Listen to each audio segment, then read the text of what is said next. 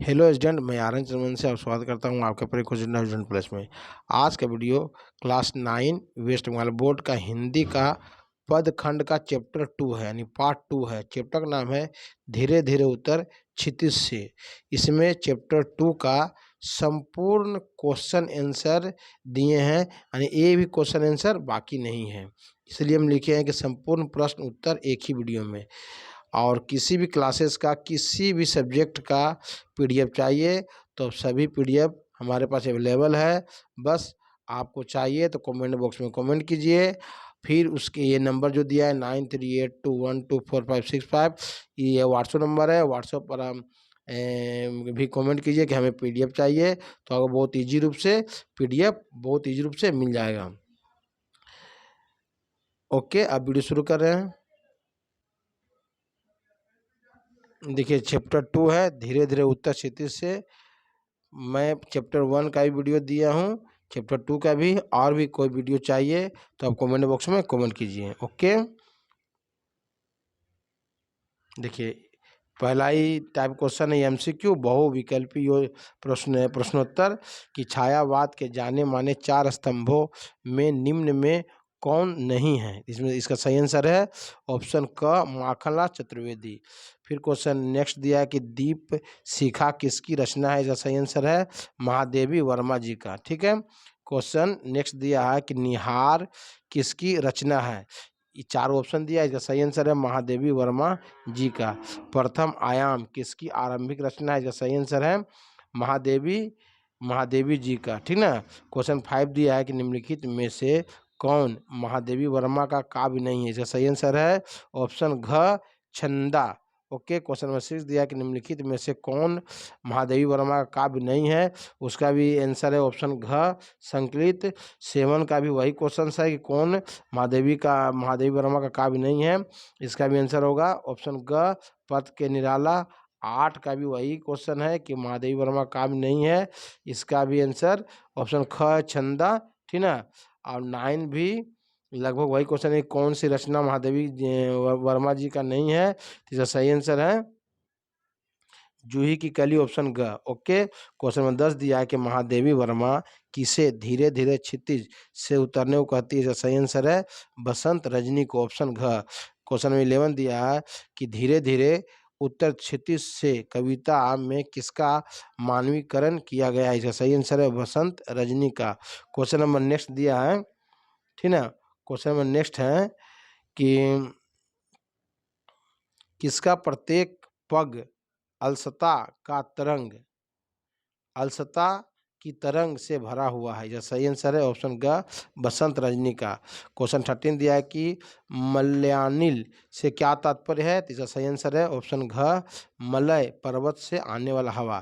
Question 14 दिया है कि किसका सरिता रूपी हृदय सिहर सिहर उठता है। यह सही आंसर है ऑप्शन ग बसंत रजनी का। क्वेश्चन 15 दिया है कि अतीत के चलचित्र किसकी रचना है। सही आंसर है महादेवी जी का। ठीक है, ऑप्शन क्वेश्चन 16 दिया है महादेवी को उनकी किस रचना पर भारतीय ज्ञानपीठ पुरस्कार मिला था। इसका सही आंसर है ऑप्शन क यामा और दीप शिखा का। क्वेश्चन 17 दिया कि मेरा परिवार किस विद्या की रचना है। रेखा चित्र का, ऑप्शन क। क्वेश्चन 18 दिया है कि पथ के साथी किसकी रचना है। ऑप्शन का महादेवी वर्मा जी का। छंदा के रचनाकार कौन है। महादेवी। फिर क्वेश्चन नेक्स्ट दिया कि संधिनी के रचनाकार कौन है। ऑप्शन ख है महादेवी। दीप गीत किसकी रचना है। ऑप्शन ग महादेवी की। ओके, क्वेश्चन 22 दिया है कि संकलित में किसके निबंध संकलित है। इसका सही आंसर है महादेवी का, ऑप्शन का। ओके, नीलांबर रा किसकी रचना है। ऑप्शन ग महादेवी की। गीत पर्व किस कोटि की रचना है। कविता, ऑप्शन क। आत्मिक के रचनाकार निम्न में से कौन है। तो ऑप्शन ग महादेवी। अतीत के चलचित्र किस विद्या से की रचना है। इसका सही आंसर ऑप्शन ख संस्मरण। क्वेश्चन 27 दिया कि स्मृति की रेखाएं किस विद्या की रचना है। इसका सही आंसर है ऑप्शन क संस्मरण। क्वेश्चन 28 दिया कि नीरजा के रचनाकार कौन है, सही आंसर है महादेवी। क्वेश्चन 29 दिया कि निम्न में से किसने साहित्य अकादमी की स्थापना में अपना योगदान दिया था, तो महादेवी वर्मा जी ने। ओके, अब देखिए लघु उत्तरीय प्रश्न है, ठीक ना। क्वेश्चन नंबर पहला दिया लघु उत्तरीय प्रश्न का कि धीरे धीरे कौन क्षितिज की ओर जाता है, सही आंसर है बसंत रूपी रजनी धीरे क्षितिज की ओर जाता है। बसंत रजनी ने अपने वेणी में क्या गूथा है, इसका सही आंसर है कि बसंत रजनी अपने वेणी में तारों को गूथा है। क्वेश्चन नंबर 3 दिया कि कवित्री बसंत रजनी से कैसे आने की कहती है, तो कवित्री बसंत रजनी को पुलकते हुए आने को कहती है।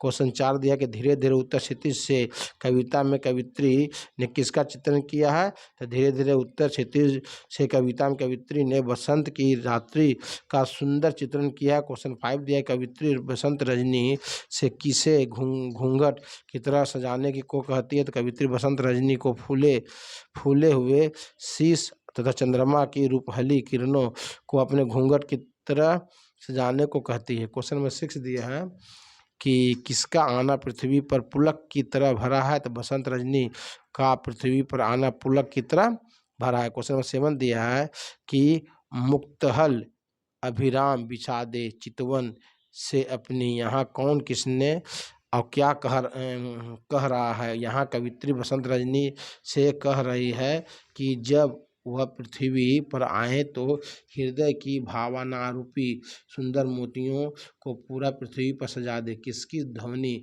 घुंघरुओं और किंकनी की सुमधुर ध्वनि की तरह प्रतीत होती है। पत्तों की मरमर ध्वनि बसंत रजनी के घुंघरुओं और भौरे की आवाज़ पैरों की किंकनी की सुमधुर ध्वनि की तरह प्रतीत होती है। किसका प्रत्येक पग अलसता की तरंग से भरा हुआ है, बसंत रजनी का प्रत्येक पग अलसता की तरंग से भरा हुआ है। विहंसती आ बसंत रजनी का भाव स्पष्ट कीजिए। कवित्री चाहती है कि जब बसंत रजनी धीरे धीरे पृथ्वी पर उतरे तो उसके होठों पर मृदुल मुस्कान हो। बसंत रजनी की कल्पना कवित्री से किस रूप से की गई, बसंत रजनी कल्पना कवित्री ने उस प्रेमिका के रूप में की है जो अभिसार के लिए जा रही है। कर में हो स्मृतियों का अंजलि भाव स्पष्ट कीजिए। कवित्री चाहती है कि जब बसंत रजनी पृथ्वी पर उतरे तो उसकी अंजलि स्मृतियों से भरी हो। किसकी कल्पना से बसंत रजनी का हृदय सिंहर सिंहर उठता है, प्रीतम से मिलने की कल्पना से ही बसंत रजनी का हृदय सिंहर सिंहर उठता है। बसंत रजनी का हृदय क्या है, सरिता ही बसंत रूपी रजनी का हृदय है। नुपुर ध्वनि किसे कहते हैं, पत्तों की मरमर को ही नुपुर ध्वनि कहते हैं। सजनी कहकर किसे सम्मिलित किया गया, सजनी कहकर बसंत रजनी को सम्मिलित किया गया है। किसकी पदचाप सुनकर अवनी घटती पुलकित हो जाती है, प्रिय की पदचाप सुनकर अवनी पुलकित हो जाती है। कवित्री किससे तरल रजत चांदी की धार बहाने को कहती है, कवित्री बसंत रजनी से तरल रजत की धार बहाने को कहती है। क्या भर जाने से सुमन खुल खुल पढ़ते हैं, सुधा भर जाने पर सुमन खुल खुल पढ़ते हैं। रश्मि वलय का क्या अर्थ है, रश्मि वलय का अर्थ किरणों का कण है। ओके, क्वेश्चन नंबर किरणों का कंगन, सॉरी, रश्मि वलय का अर्थ है किरणों का कंगन। ओके, क्वेश्चन लघु उत्तरीय प्रश्न है, ठीक ना। क्वेश्चन नंबर 1 दिया कि शीश फूल का कर शशि का नूतन रश्मि वलय सित धन अवकुंठन मुक्ताहल अभिराम विषादे चितवन से अपनी। देखिए क्वेश्चन दिया रचयिता का नाम लिखो, पंक्ति का आशय लिखो, इसका आंसर आप अच्छी तरह से नोट कर लीजिए, बहुत इंपॉर्टेंट है। फिर क्वेश्चन 2 दिया, इसका भी आंसर आप अच्छी तरह से नोट कर लें, ठीक ना, क्या कि बहुत इंपॉर्टेंट है एग्जाम के नज़रिए से। क्वेश्चन नंबर 3 भी दिया है, देखिए क्वेश्चन 3 भी अच्छी तरह से इसे देखें और प्रश्न और उत्तर दोनों उतार लें, ठीक ना, क्योंकि हम पूरा पढ़ने जाएंगे तो वीडियो बहुत ज़्यादा बड़ा बन जाएगा, ठीक ना। क्वेश्चन नंबर 4 देखिए दिया है, चार को भी अच्छी तरह से नोट करके लिख लें। क्वेश्चन 5 भी है, 5 को भी नोट करके लिखें। क्वेश्चन 6 है, 6 को भी नोट करके लिख दें। किसी का प्रॉब्लम हो तो आप कमेंट बॉक्स में कमेंट कीजिए। देखिए दीर्घ उत्तरीय प्रश्न है, क्वेश्चन 1 यानी 3 को क्वेश्चन दिया है और उत्तर एक ही हुआ है, ठीक ना। कि क्या क्वेश्चन दिया गया, धीरे धीरे उत्तर क्षितिज से कविता का मूल भाव अपने शब्दों में लिखें। पठित कविता के आधार पर महादेवी वर्मा के प्रकृति प्रेम का वर्णन करें। धीरे धीरे उत्तर क्षितिज से कविता का सारांश लिखें। देखिए बाबू लिखा हुआ है, इसको अच्छी तरह से धीरे धीरे नोट कर लें, ठीक ना। पूरा आंसर लिखाए हैं हम, लिखे हैं, अच्छी तरह से नोट कर लें। अब बहुत ही इंपॉर्टेंट है, ठीक ना। लॉन्ग क्वेश्चन है, क्वेश्चन 4 दिया, 4, 5, 6, 7 4 क्वेश्चन है। इसका आंसर एक ही हुआ है कि महादेवी वर्मा की काव्यगत विशेषताओं के बारे में लिखे। महादेवी वर्मा की कविताओं की भाषागत विशेषताओं को लिखो। महादेवी वर्मा की काव्य कला एवं भाषा शैली की विशेषताओं के बारे में लिखो। संकलित कविता के आधार पर महादेवी वर्मा के प्रकृति चित्रण का वर्णन करें। इसका आंसर देखिए एक ही है आंसर, इसे बहुत अच्छी तरह से नोट कर लें और नोट करके इसे लिखें, अपने दोस्तों में शेयर करें कि उन लोगों को भी बहुत ज़्यादा लाभ हो और अच्छा मार्क्स लाएं, ठीक ना। देखिए मेरे प्यारे स्टूडेंट, यदि वीडियो आप लोग को अच्छी लगी है तो उसे लाइक कीजिएगा, दोस्तों में शेयर कीजिएगा। जो अभी तक मेरे चैनल सब्सक्राइब नहीं किए वो कृपया से सब्सक्राइब कर दीजिए।